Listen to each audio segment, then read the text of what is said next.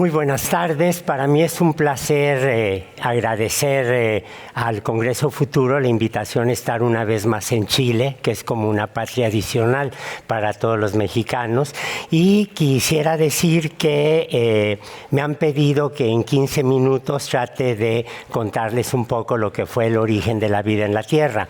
Debo decir que, aunque el título del Congreso, el tema del Congreso es Congreso Futuro, yo lo que tengo que hacer es llevarlos al pasado más remoto. De hecho, llevarlos antes de que la Tierra misma se formara, que es cuando creemos empieza el proceso que va a llevar a los primeros organismos en la Tierra. Y realmente, por una casualidad, en este año se cumplen los primeros 100 años en que un científico entonces soviético, formado en la Rusia imperial, Alexander Ivanovich Oparin, propuso por primera vez una teoría sobre el origen de la vida que representó un hito absoluto. Él era un joven de 26 años y en medio de ese fervor para promover, para desarrollar, para crear una ciencia, un arte, una cultura que correspondiera a los nuevos tiempos, fue invitado a explicar cómo pudo haber surgido el origen de la vida. Y su libro efectivamente se llama Proyezhny Chizhny, en ruso, El origen de la vida, y no fue un libro dedicado a los especialistas, sino fue básicamente un libro dedicado al público en general. A contracorriente, porque la mayoría de los biólogos de la época, de los evolucionistas, pensaban que los primeros organismos habían sido como las plantas, que podían sintetizar sus propios alimentos. El profesor Oparin lo que propuso es que los primeros seres vivos eran heterótrofos, es decir, dependían para su formación y su nutrición de los compuestos orgánicos que estaban presentes en el ambiente. Todos ustedes saben, cuando parten un plátano en la mañana o una papa, una patata, creo que le dicen aquí, esta se empieza a oscurecer muy rápidamente porque se están oxidando los compuestos orgánicos. Uno de los peores enemigos que tienen las moléculas orgánicas es precisamente el oxígeno libre.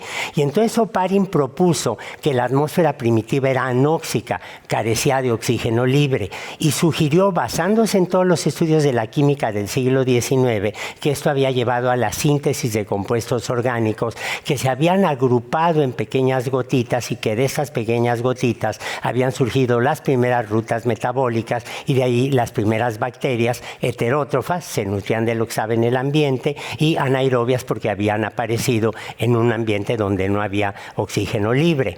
En realidad, lo que el profesor Oparin estaba diciendo es que los compuestos orgánicos surgieron antes de que apareciera la vida, y hoy creemos que en realidad se formaron antes de que surgiera la Tierra misma y el sistema solar completo.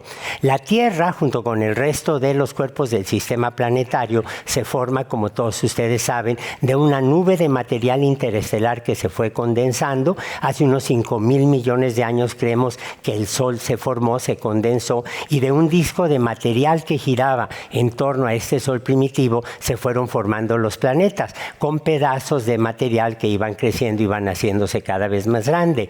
La Tierra creemos que se condensa, se forma como tal hace unos 4,500, 4,600 millones de años, y los fósiles más antiguos que tenemos de vida, que conocemos, tienen unos 3,400 millones de años, lo cual nos deja un espacio de unos 1,000 millones de años para que la vida aparezca. No sabemos con precisión cuándo surgió, pero el problema es que tampoco tenemos un pedazo de la Tierra primitiva.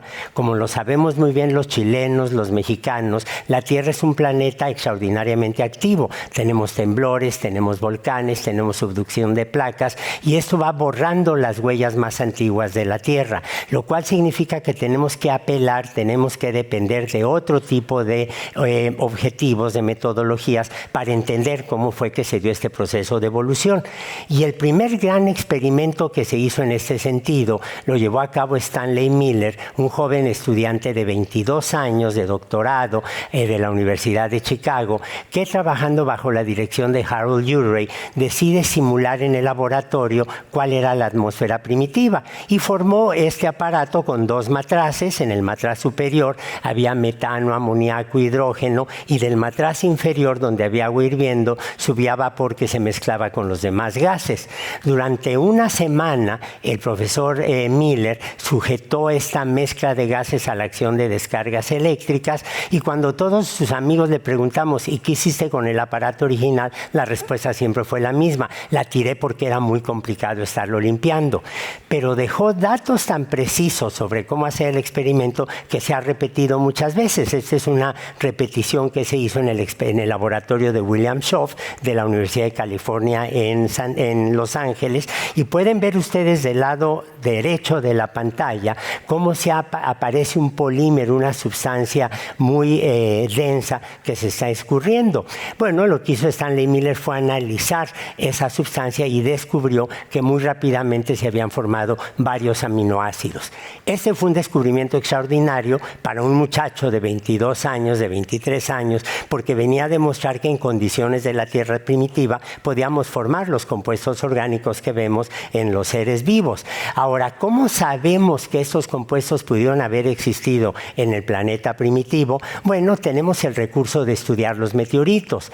Yo tuve la buena suerte de ser un buen amigo de Stanley Miller, y él, antes de fallecer, me regaló las muestras del experimento original que había hecho en 1953. Y Jeff Beida, que fue el segundo estudiante de doctorado de Stanley Miller, un día me propuso que los analizáramos siguiendo las metodologías contemporáneas, que son muchísimo más exactas, muchísimo más precisas que las que tenía a su disposición Stanley Miller. Bueno, hicimos el análisis y pueden ver en estas barras de color negro los resultados de la síntesis prebiótica para distintos aminoácidos, algunos proteínicos, algunos no, y analizamos también una muestra del meteorito Murchison, un meteorito que tiene 4.600 millones de años, y se dan ustedes cuenta que en términos cualitativos y cuantitativos es extraordinariamente similar la abundancia relativa y la composición tanto de nuestros experimentos como del meteorito, lo cual valida los experimentos que hacemos como una forma de simular la química prebiótica. Todo este tipo de resultados nos llevan a creer que efectivamente, junto con muchos otros experimentos adicionales, en la Tierra primitiva existió lo que llamamos la sopa prebiótica. Los catalanes prefieren llamarlo el gazpacho prebiótico, porque probablemente la sopa primitiva era fría, porque de esta manera los compuestos orgánicos resisten más. Y lo que creemos es una visión muy ecléctica de cómo se forman estas sopas, que hubo compuestos que llegaron en cometas, en meteoritos, que se formaron cerca de cometas, en pequeños charcos a la orilla de los mares, con descargas eléctricas, en chimeneas submarinas, y que esto dio una mezcla de aminoácidos, las bases nitrogenadas que vemos en los ácidos nucleicos, azúcares, lípidos, cadenas de estas moléculas. Y la gran pregunta que siempre nos habíamos hecho era ¿qué vino primero, el DNA o las proteínas? Hasta que en 1968, de una manera absolutamente extraordinaria, Francis Crick y Leslie Orgel propusieron de manera independiente que en realidad lo que había venido primero, antes que el DNA, antes que las proteínas, era el RNA.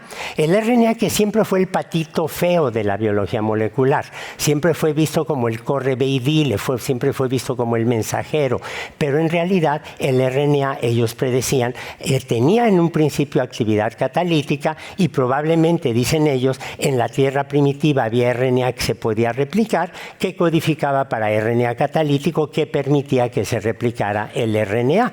Esta fue una predicción en 1968. Crick y Orgel eran científicos destacadísimos, propusieron su artículo y nadie les hizo caso. Nadie les hizo caso porque todos hemos sido educados, lo mismo en Chile que en Estados Unidos, que en México, que en Argentina, con la idea de que la catálisis depende de las proteínas y no de los ácidos nucleicos. Pero hoy en día en realidad sabemos que las moléculas de RNA pueden almacenar información genética, al igual que el DNA, o pueden catalizar reacciones químicas, al igual que las proteínas. Todos ustedes han oído del RNA. Es el material genético con el cual se replicaban virus como el coronavirus. Es el material genético que vemos en virus como el virus del SIDA, el virus de la polio, polio o el virus del dengue, lo cual no quiere decir que estos virus sean antiguos. En biología, pequeño y simple no significa necesariamente antiguo, pero sí me está diciendo que puedo estudiar este tipo de entidades biológicas y tener una idea de cómo era la biología de los seres vivos en un principio. Hoy en día tenemos un esquema que sugiere que es muy fácil sintetizar la sopa primitiva, no tenemos dificultades para en un gran número de condiciones formar compuestos orgánicos, no sabemos cómo llegar de esta sopa primitiva al mundo del RNA, hay un debate muy intenso entre quienes trabajamos en este campo, el hecho de que en el ribosoma donde se forman las proteínas, en la parte interior, en el sanctus sanctorum, si lo quieren ver así, de la subunidad grande, no haya proteínas, sugiere que la síntesis de proteínas surgió en un mundo de RNA y claramente el DNA, a pesar de su elegancia de estructura de columna barroca, es una molécula que solamente sabe almacenar información genética y se sabe replicar, nada más. Y creemos que es lo que apareció más tardíamente en la evolución, pero que una vez que surge se da esa extraordinaria diversificación de los seres vivos.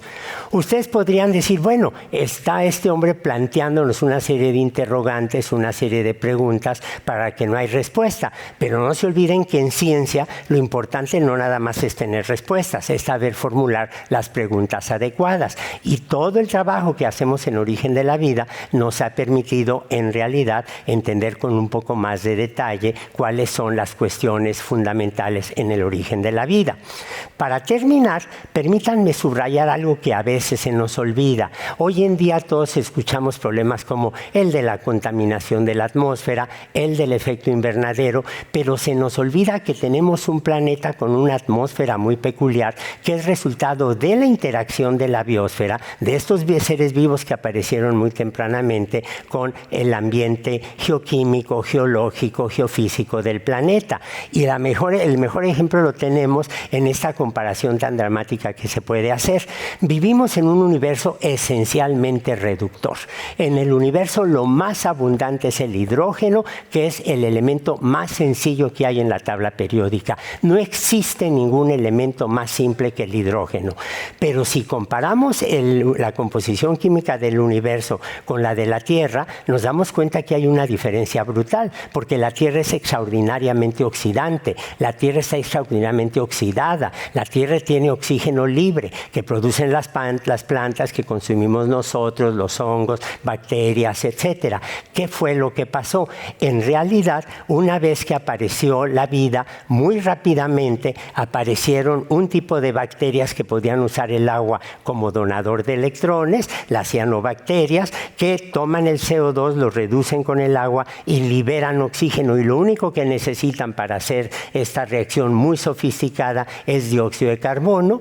Hace 4 días, una amiga muy querida, Emmanuelle Jabot, una paleontóloga muy brillante de Bruselas, demostró que había cianobacterias fósiles perfectamente preservadas en rocas de 2.300 millones de años, donde se veían los tilacoides, que es el nombre que los biólogos le damos a las membranas donde ocurre la fotosíntesis. Y esto en realidad me está diciendo que el planeta surge, se forma con una atmósfera sin oxígeno libre, se da la evolución biológica, aparecen las cianobacterias, empiezan a acumular oxígeno. En un principio este oxígeno oxidaba el fierro que estaba en solución, en un principio este oxígeno queda atrapado por los minerales reducidos que había, pero hace más o menos 2.300, 2.500 millones de años, el planeta empieza a cambiar su atmósfera, una atmósfera con oxígeno. Una vez que tengo oxígeno, puedo tener células eucariontes, células que tienen un núcleo. ¿Por qué?